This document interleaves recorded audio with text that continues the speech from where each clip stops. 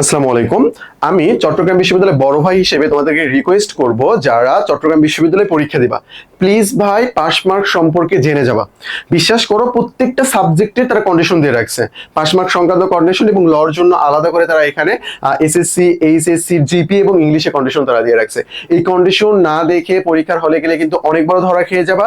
তোমার পজিশন ধরো 500, বাট তোমার একটা সাবজেক্ট পাওয়ার জন্য জিকে থেকে সঠিক করতে হবে 8টা, বাট তুমি সঠিক করেছো 7টা, বাট অন্যগুলোতে সব ভালো পেরেছো, তোমাকে কিন্তু সাবজেক্ট দিবে না। এরকম একটা হয়েছিল আমাদের স্টুডেন্টের সাথে।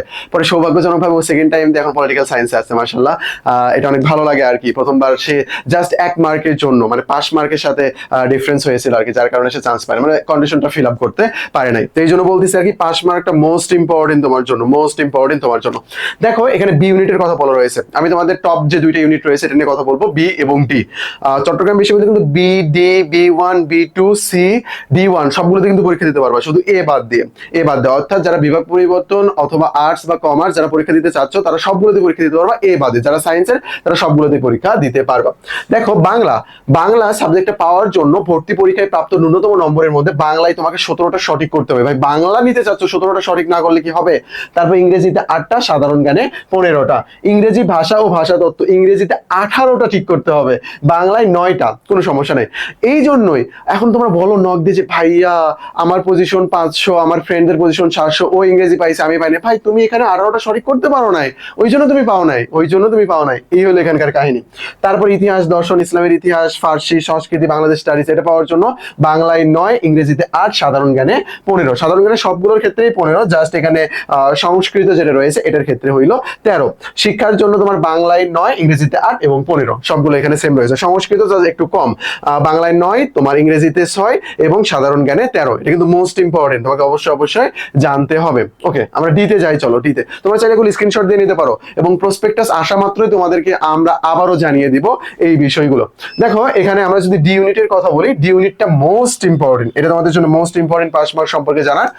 অর্থনীতি, এই অর্থনীতি পাওয়ার জন্য তোমাকে অবশ্যই অর্থনীতি অথবা গণিত বিষয়ে পড়ে আসতে হবে, অর্থাৎ ইন্টারে তোমার হায়ার ম্যাথ অথবা ইকোনমিক্স থাকতে হবে, নাহলে কিন্তু তোমাকে দেবে না। এবং এই বিষয়টাতে 2.00 থাকতে হবে, এর নিচে পাইলে কিন্তু হবে না।